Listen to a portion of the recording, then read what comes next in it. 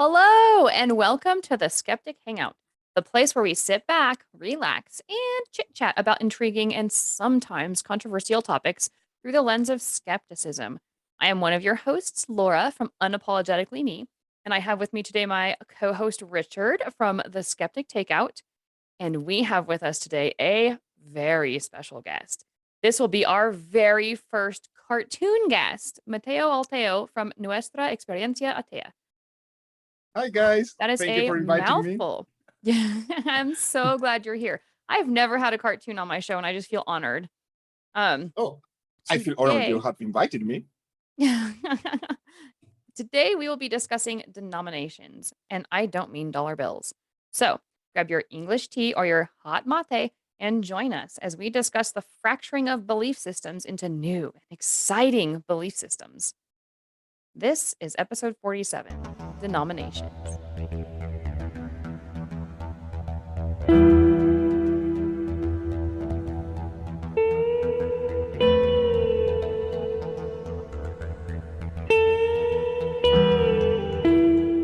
Okay, so Theo, before we get too far into the show, mate, explain to the audience what that is for those that don't know.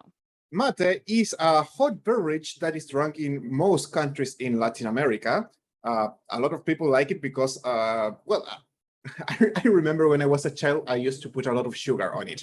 But others like it because That makes all drinks it's good. stronger. Yeah, it's stronger than coffee to keep you awake.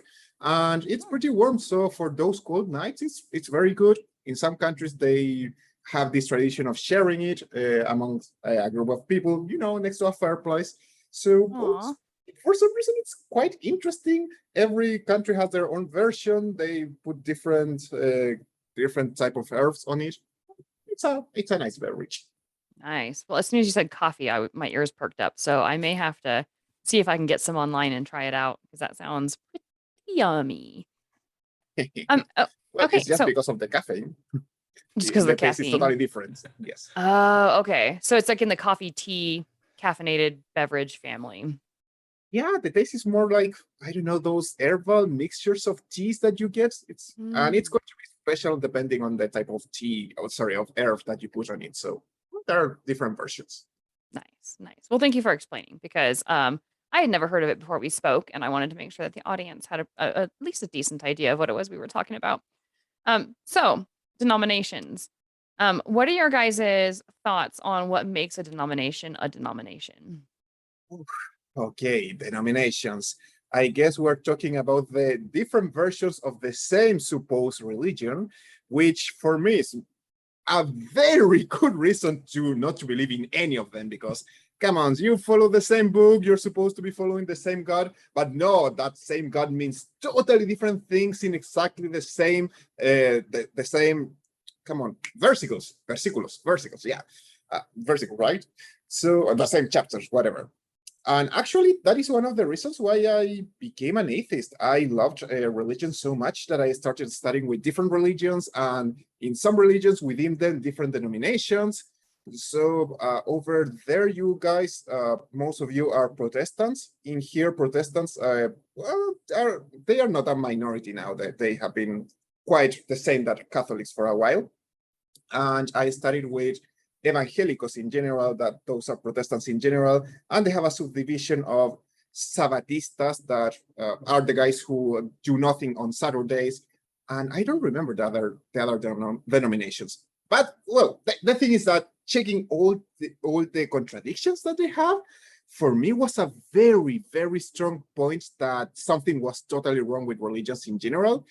And let me tell you, I am extremely surprised that people don't realize that. I mean, how is it possible that you are going to use the Bible to hate one group of people, and then you find this specific same group of people trying to use the same Bible in order to support themselves? It's I don't want to use the word crazy, but it's so weird for me. I guess that's my general idea on why denominations are so strange and such a strong evidence that people don't want to see. Come on, people, open your eyes. Yeah, and they exist in all religions. It's not just a Christianity thing. Although in Christianity, I mean, there've been different denominations since the very beginning. There was the Eastern Church, which many hundreds of years later became the Eastern Orthodox Church. But the Eastern Church, and then Catholicism and Protestantism. They're the three main. I come from the kind of Eastern background, so I call them schools rather than denominations. But they're the three kind of main schools of Christianity. But there's thousands of sub schools and little things, as there are in, Buddhism is the same. You've got the Mahayana and Theravada, and then you've got thousands of little offshoots from those. And yeah, I think, as Teo said, it's a case of people have different interpretations, and that's how the different denominations largely, not exclusively, but largely develop through the different interpretations. There are some cases where they happen through design, unfortunately, but largely it's just a natural progression. It's trying to kind of keep up, and as society changes and as attitudes change, the religions want to change to survive. And that's essentially the crux of what a denomination is. It's just a change of attitude as society changes, and it's those different interpretations that cause different denominations to come along. And from my perspective, it's not just, although I do think that there's an argument to be made that it's primarily to adjust to social pressures, but I've also noticed that there's a degree of just personal interpretation within a single social atmosphere, right? So there's religion X, and there's so many people who follow it, but they all have kind of like their own thoughts, impressions, beliefs, and they want their religion to fit into their beliefs rather than their beliefs fitting into their religion. And so you get these sort of fracturings that happen. Kind of how I see it is more like, I go to that church because they believe what I believe. Well, I left that church because they don't teach what I believe, right? And so in a way, it almost seems like denominations are our way of reconciling, right? Like, and reconciling in a social capacity. It's not one person reconciling, well, the religion is different from what I believe. It's a social movement that includes multiple people, and it kind of happens. I mean, it's got to be somewhat deliberate, but it happens sort of circumstantially or naturally, where these people sort of gravitate away from, like, oh, I heard this guy over here is actually teaching this, and he started this church over here, so I'm going to go and check him out, and then that idea kind of starts to grow. It's interesting to me that denominations show the way that um, religion is so heavily influenced, not only by the social culture, like what Richard was saying, but also by just people's individual preferences within that social context. Well, remember that most people, gods, they are going to hate the same people that they hate, and their gods live in that part that think in the same way that they think. So it's kind of natural that they just want to find a specific religion that fits all their not necessarily hatred, because not everybody's out there trying to hate people. Most of them do it just because they have been told to do it. Some others are actually the opposite. They want to love people, so they are going to look for a more inclusive denomination and stuff like that. Though I have to say, for me, it's quite interesting when Christians, they say, no, we are the biggest religion in the world, and they are fractures in so many smaller denominations, and I mean, so many religions. It's different saying Protestant than Catholics. They mutually are always saying that the other ones are wrong and that they are following the wrong God and all of that. But when they have to count how many people do we have? Oh, no. We're Christians, so Catholic and Mormons and all of that obviously are Christians. I was going to bring that up. I'm so glad you brought that up. That, like, they're not true Christians. Yeah, exactly. Like, they're not true Christians when I'm talking about what Christianity actually is from my perspective, but they're certainly true Christians when we're talking about the number of Christians there are on the planet, right? And whether or not that's the majority religion. I think you bring up a really good point, because I've heard a lot of Catholics say that Protestants and Mormons aren't Christian. I've heard Christians say that Mormons aren't Christian. I have heard Mormons say that all Christians are Christian, they're just not following the right teachings. And I think that's the one exception, but I have heard every major denomination, people from that denomination denouncing the other denominations And yet, you're right. When you talk about a world census, like how are our religions doing? Oh, look, our religion's in the lead. That's a very interesting observation. Yeah, it is. I've actually heard Catholic, and I'm sure it goes the other way as well. I'm not picking on Catholics here, but I've actually heard Catholics say that, you know, we're Catholics and Protestants aren't Christian. They actually take it to that extent that they commit they're not a true Scotsman on Protestants. And you know, I grew up in a Protestant country. That's I mean, it doesn't offend me anyway because I've never been religious. I just find it really strange, if I'm honest with you, that someone would go to that extent to kind of get the next biggest, if not biggest, because I'm not sure of the figures, number of Christians apart from themselves, and actually go to the extent of saying they're not actually Christian, until, as Teo says, when it counts, when the figures need to come in, and then all of a sudden they're one big happy Christian family. Yeah, of course, they cannot admit that the other religion, that other religion, you know, from the Middle East could be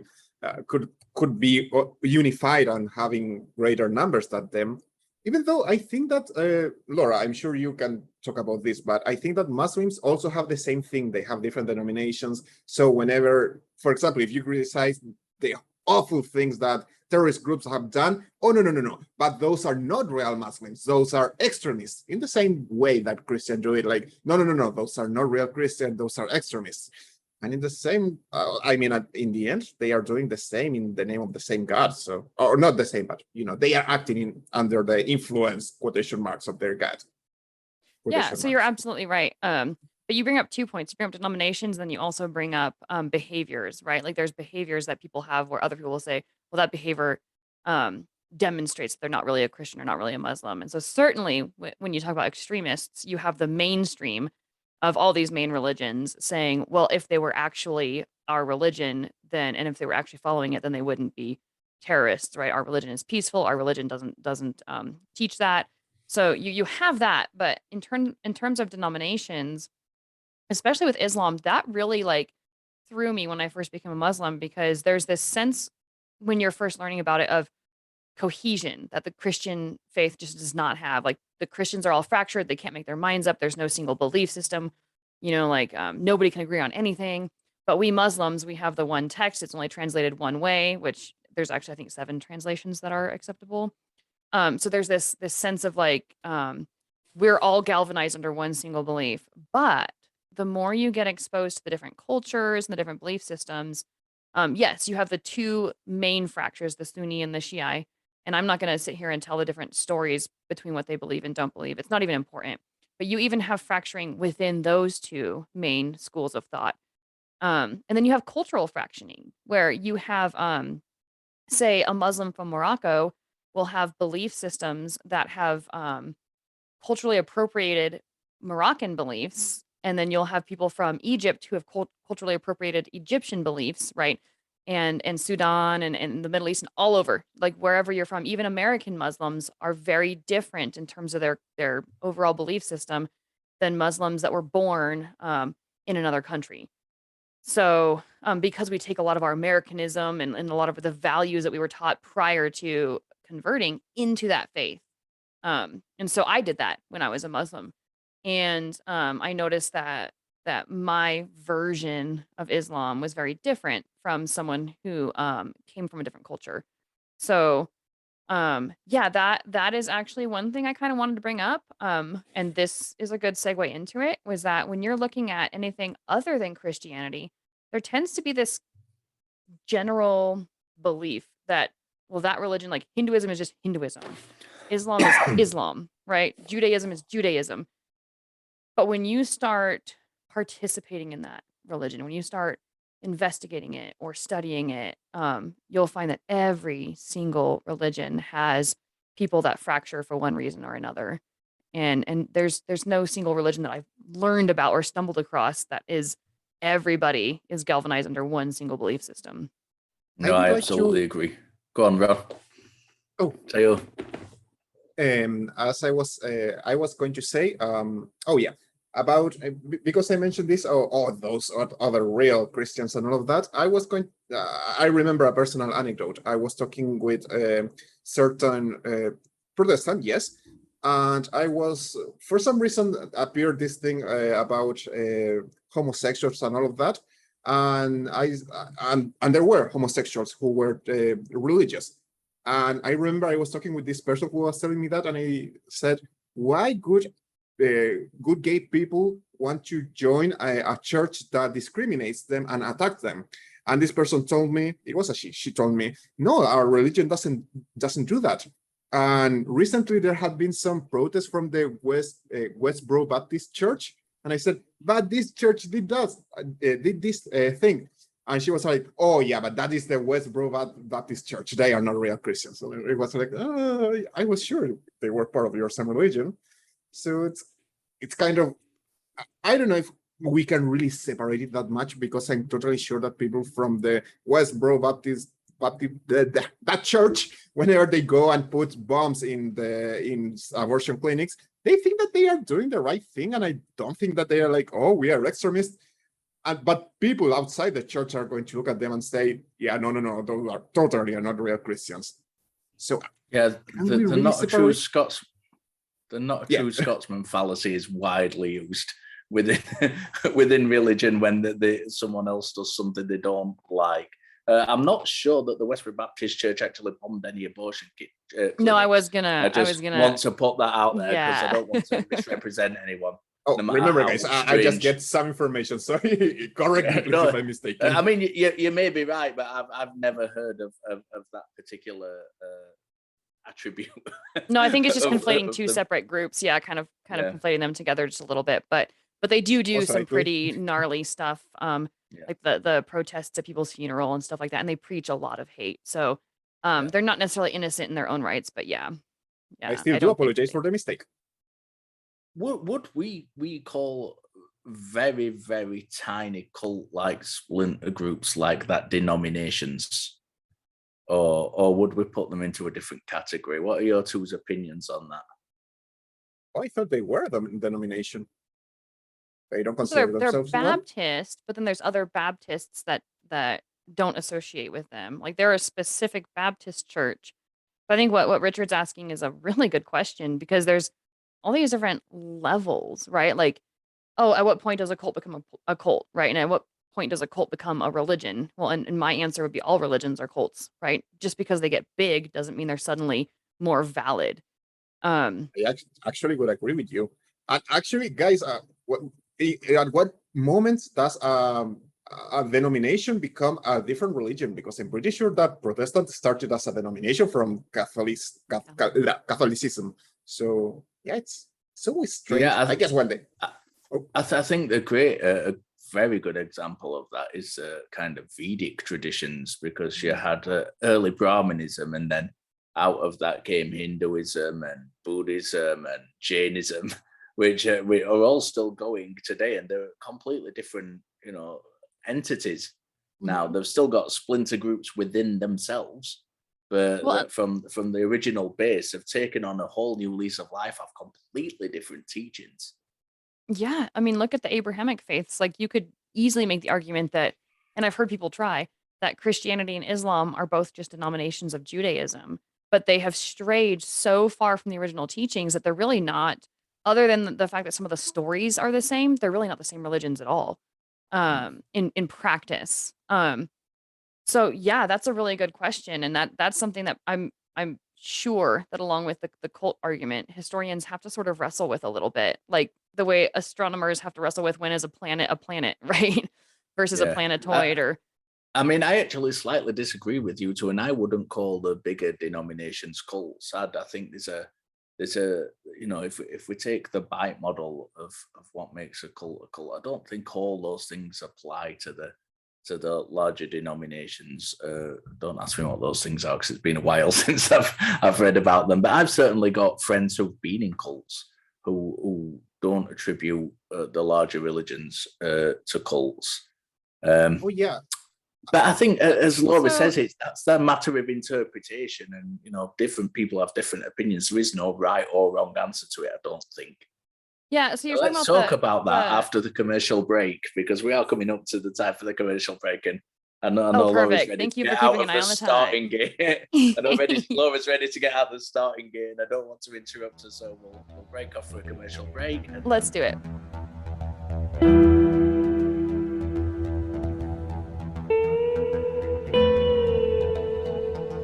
Okay, so what have we got coming up in the coming week? I've got a fantastic guest on with us today. So, Teo, what are you doing? Where can people find you? Tell us a little bit about yourself and what you're doing. Well, hi guys, my name is Teo el Ateo, and as you can guess by that name, I do stuff in Spanish. I also appear in the nonprofits from the ACA, and I have been recently, I started copying them. So now I have my own version of the nonprofits in Espanol, in case you want, you want to try your Spanish, or you have people who speak Spanish, and if they don't have enough content, you can send them to my channel, Nuestra Experiencia Atea. By the name, you can guess where I got the inspiration from as well. And I think that's the most important thing about me. Besides, the most awesome thing I've done has been having you in my channel. So there is that too. You can check these two guys over there. They have their dubbed participations in my channel. That's it. So I just want to It's throw out to the always audience, even if you're an English speaker, go ahead and if you're willing to link his stuff, share it, get it out there, because you might have a friend who's a Spanish speaker or a friend of a friend who's a Spanish speaker. And the best way to spread the news is just by putting it out there and seeing who else out there might pick up on it. So even if you think it's not content that you would watch, if you don't know any Spanish or just aren't interested in that kind of content, if you're willing to share it to your page, I double dog dare you to, because there could be somebody out there that gets a lot of good, useful information out of it. Yeah, Teo does very, very important work, and it's an absolute pleasure to have been on his channel and, reaching that audience, which we wouldn't normally reach. Let's be honest, because I don't speak Spanish at all. So I wouldn't normally go into that audience. So it's fantastic to get that extra reach and have those people just listen to a different perspective than what they might normally listen to. Laura, Which what have made you me got blush. coming up? So we are on together this next Sunday, the 23rd, on the nonprofits, and we've got a really good lineup of articles. So catch us on the nonprofits on the 23rd. And then on the 26th, I'm doing a fundraiser for the Promethean Secular Frontier. So if you guys haven't seen their content or their stuff, they're doing a lot of atheist activism as well, and they're really awesome. So they are doing a drive for Patreon to try and upgrade some of their equipment and get some stuff going, to just kind of up their game a little bit. So check us out on the 26th. It's a 4-hour live show. I don't have the start time right now. They're going to send me the details shortly, but and I will put them in the show notes. But check us out on the 26th for Promethean Secular Frontier. Yeah, that's I remember way, way, way, way back. In fact, I think it was the first time we announced that we were doing this podcast together on a live stream that Oz had on his channel, and that's when I think that's when we first met the Promethean guys. Mhm. And lovely, lovely people, absolutely I love the lovely work they're people. doing. Again, do very good work. As for little old me, I've just been on the perspective. I've actually doing quite a lot with Ethan Michael at the minute. I've just done the perspective last night, and I'm going to be this coming Monday, which is the 24th, the day after me and Laura on the nonprofits. I'm going to be doing the Ethan's new show, which is atheist versus theist perspective. So if you've seen the perspective, it's a call-in show. People phone in, talk about what they believe and why. It's usually two skeptics or two atheists who host. There's a new format come out on a Monday, which is one skeptic, one theist. And it's the couple of shows that have been on so far are absolutely amazing. Kenneth Leonard was on, and Secular Rarity. The theist I'm on with is I've forgotten his name. I did write it down. Craig Reed.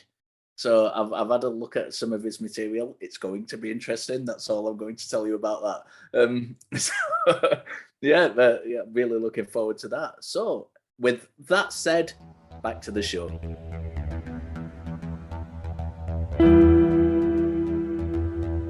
All right, welcome back from the commercial break. Beforehand, I was just jumping at the bits and ready to say something.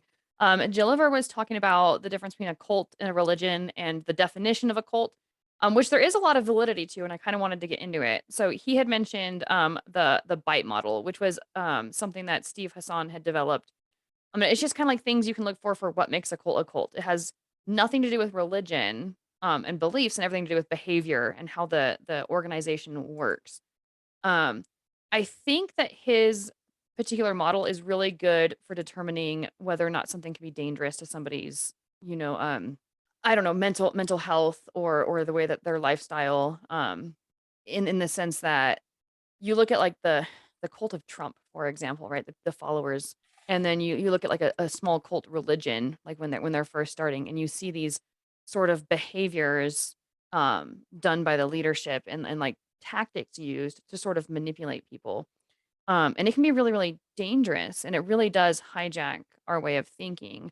So I don't necessarily think that the bite model should be something that we make like the end all be all for what's a cult, in the sense that if you look at these bigger religions, Christianity, Islam, Judaism, a lot of those tactics are actually employed, but they're employed in more Yeah. subtle, a lot more oftentimes, they seem very, innocent methods, but the methods are still there. The mind control, the sort of, so one of the things that Hassan talks about is like the separating you from your family, right? And a lot of larger denominations won't necessarily do that. Like if you have um, atheist family members or whatever, they won't say you have to cut those people off necessarily. But there is this sense of othering, right? Like the sense of like portraying atheists as baby eaters, or even just portraying atheists as being influenced by Satan, or just wanting to commit sins. Like you sort of have this sense of othering that's a lot more subtle, but I think that subtlety actually makes it more dangerous, because you're going to get a lot more people more easily buy into it than you are with some of the more outlandish cults, like the smaller, um, God, what is the example of that one guy that got everybody to drink the Kool-Aid? Um, Oh, Johnstown. yeah, Jonestown. Like you get these Yeah. Jonestown cults, and those people were manipulated and convinced of something, right? Scientology, people are manipulated and convinced of something, but it's on a smaller scale, and less people are susceptible to it because its tactics are so sort of unrefined, right? But I think the major religions have just taken those exact same sort of techniques, but as they grow and grow and grow, the techniques get more and more subtle, and they don't need to be quite so. I think for me personally, the main the if you I mean, and it is it's a broad spectrum, but I think if I was to put my finger on one thing, I would say that the the difference in definition is that a cult will deliberately go out to manipulate and control. Whereas, some of the mainstream religions don't go out to deliberately do that. They genuinely believe what they believe, and they genuinely believe what they're doing right. They're not doing it as a form of manipulation, although they are manipulating people. That's not their intent. Their Are intent you is sure? well, no, I'm not, and this is why I'm saying it's a broad spectrum. Yeah. Yeah. It's a broad spectrum, but I think if you have a look at these, what are classified as dangerous cults, they Ooh, all okay. very much seem to, which is what the bite model actually talks about. The wording of the Yeah. bite model is dangerous cult, is somebody who will go out and intentionally manipulate, intentionally try and brainwash you. And I think that's a very important distinction to make. It's a distinction I use for myself when I'm looking at different things, and the what I might classify as a cult, someone else might not do. It might fall into the bite model, it might not, and it's just the way I view things from like my own I, studies. I Go would on. say that a Okay. priest telling you, I would say that a priest telling you every single weekend that you're the worst thing ever, and that you have to give their money, and that you have to indoctrinate your family into their religion, is kind of the same, even though I do remember, and I'm going to use what Laura said, because I made a couple of episodes about Trump's cults when, there was the thing on the Capitol and all of that. Cults in general, yes, are considered smaller, and they are the big difference that people make, the one that Richard is mentioning, is that they are more extremist, in the sense that they are going to force and they are going to manipulate in a stronger way their people. But if you analyze, as Laura said, what churches are doing, it's quite the same. And if you compare it with some extremist countries, for example, North Korea and other countries similar that I'm sure you can think of, and that in the past that have done some awful things, they follow the same idea. But those cults, instead of using God, they are just going to use, the leader of our country. He is the one that you have to follow. And they are going to. I mean, North Korea is a strange, it's kind of a good example to use because they do view him as a god anyway. So it's kind of a crossover between the Trumpism and and the religion, because who's the leader now? Kim Jong-un, is it, or is is that the father? I can't remember. It's a long time.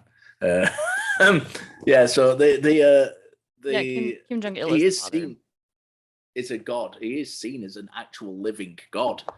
So it is kind of like a national religion as well as the leader of the country, isn't it? Yeah. Well, so we've cults do. Oh, sorry, Laura. No, I was gonna interrupt you guys very rudely and say we've kind of gotten off the subject of denominations onto cults. And I think that honestly should be an episode in of itself because there's so much to say about cults. We actually I'm sure we did an just episode about cults at some point. and even so, we should do a follow-up episode because there really is so much to say about like what makes a cult and when is it dangerous versus not dangerous, and when does a cult become a religion. Yeah. And there's a lot of argument to be had. Like, I think the three of us would probably disagree on a lot of different points and continue to disagree. And I'm not even sure if that matters. I think what matters is whether we call it a cult or a denomination or a religion, what impact is it having? And how does it reach people and why? What are its intentions? And so I think Gilliver does make a good point about how many people's religions are pretty peaceful.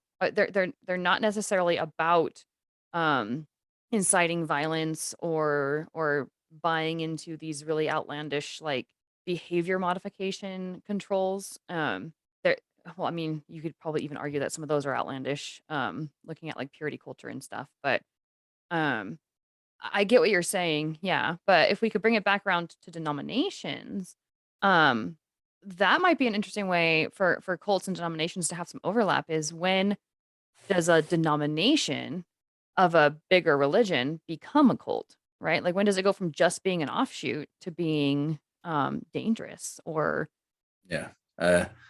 And yeah, I think speaking about when most people think about denomination, I don't want to say that. I don't want to say when most people, because I might be completely wrong. Because you don't Most people know. might think the opposite. But certainly in my experience, when people speak about the denominations, they speak about the mainstream denominations. So you'll talk about Catholicism, or you'll talk about Protestantism, or you'll talk about Theravada and Mahayana in Buddhism.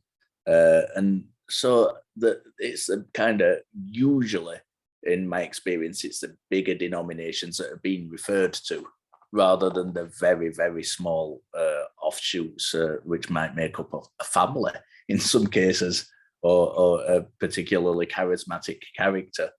So would you guys consider something like Mormonism a denomination of Christianity or its own religion? I would consider Mormonism a cult, personally. Although I would defend their right to call themselves Christian. Yeah. At the same time, and I do that with a lot of things. I've had this conversation about secular Buddhism before.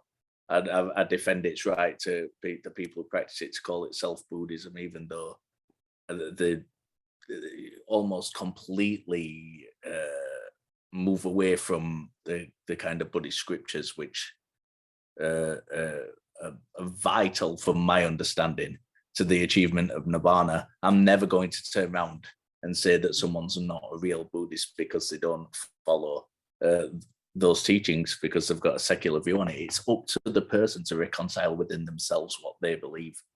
So yeah, again, it's I've got it's a very subtle kind of array of things, the way I look at things, because I do study that many religions. So I have to kind of defend sometimes religions, and sometimes I have to take the opposite tack and, maybe put forward an unpopular opinion on counter religion. But isn't that like I- the beauty of being on the outside is that you get to you don't have that like take it personally sort of feeling when Yeah, someone yeah, says I'm a Christian or I'm a Muslim or I'm Buddhist. It's like you don't yeah. have that, oh, but you don't practice the way I practice. There's that lack of emotional attachment to the label that allows us from the outside to see the diversity in every single religion and to see Yeah, and how the amount of arguments I've got into because of that. I mean, on the last episode of the non-profits, which Teo was on, I was moderating the chat, and I got into a bit of an argument with someone there who was talking about how Islam, the verses in Islam, which say go out and kill all non-believers. And I said, there are no verses in the there's no Quran which verses. say that. There Yeah. are no verses, and they were saying they were citing verses which they said that, and I was like, no, I wish I literally was there in that the chat. preceding verse. Oh my God. Literally read the preceding verse, because Yeah. that will tell you that is talking specifically about aggressors against And it's Muslims. army to not army. talking about Yeah. non-believers. Yeah. Yeah. So I get into these conversations all the time. This is what I mean about the subtleties of it. I've been studying Islamic scriptures for 10 years, well, over 10 years now. And, when someone comes along who literally admits that they've just looked the verse up and it says this, that's when my echoes rise. And when I say, sometimes I just go for it full force. I try and have nice conversations, but sometimes I like to let myself rip a little bit. But you're Well, when representing somebody's wrong. the truth. Yeah. Oh, yes. So we're coming up towards the end. So I want to give Teo, I know you've tried to speak a couple times and I've spoken over you. So I'm gonna give it to you and you can take us up to the end of the show. Actually, I was just going to agree a little bit with Richard. For example, I've had similar conversations with Catholic people who say, oh, no, Jehovah's Witnesses, they are not Christians because they don't believe that Christ is God, but they do believe in Christ, and they use your same. Actually, they use a different Bible because it's kind of the same Bible, but with a different translation, so it has been improved, quotation marks. And I just was going to disagree with you, Laura, when you said that the three of us disagree, just to disagree with you. So I'm sure we agree on a lot of stuff. Oh, I'm But sure that we was agree it. on a lot of stuff. Yeah. I think when you come to the subtle, disagreeing. me too, because that's where you learn more and you get to stretch. And when you're making your own argument and you realize it's a weak argument, or Yeah. you realize that you really don't, maybe you haven't given it the thought or consideration that maybe the other person has, it's kind of interesting to have that introspection while you're having a conversation.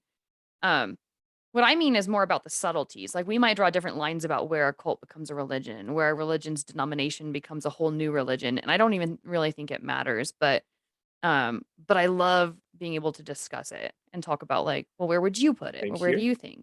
Yeah. I was just going to say, my final thought was just going to bring it right back round to what Teo said at the very beginning, wherein the people have lost my train of thought. I completely forgot what I was going to say. I'm not gonna. If you cut rewind this the out. show and listen to what Teo said at the beginning, that'll probably what I was just about to say then. You heard me, people. I was right. Just that Richard one said it. time. Don't get too used to it. One of it. Well, Teo, it was such an honor having you on our show. I was a little bit worried how it would work out. Like I didn't know that Zoom would accept cartoon people, and I'm super, super, super excited to see that it does. It's very all-inclusive, and I Has been like it. progressing. Yes, it has been. Yes. Oh, But just to remind the yes. audience, go check his stuff out. Even if you don't speak Spanish, give him a subscribe. Like just help his numbers grow because that helps the algorithm so that people can find him easier. So Seconded. A very, very important voice in our community. He's a very good friend in real life outside doing the shows of me and Laura as well. So, it's an absolute pleasure to have our cartoon friend on for the very first time. And here's to many Nice. more. absolutely. Well, Cheers. I hope I'll be here. Thank you so much for the invitation and for having me here. Anytime. All right, people, thank you for listening. Don't forget to hit us up in Facebook and to keep the conversation going. There's a lot around denominations that can be really confusing. So put in your line. Where do you think denominations, like where one ends and the other begins? And what are your guys' thoughts on why we have so many? And is that a sign that religion is true or not true? What are your guys' thoughts? Yeah, so thank you all for listening. Looking forward to seeing you on Facebook, and we will catch you here next time. Bye. Bye. You bye.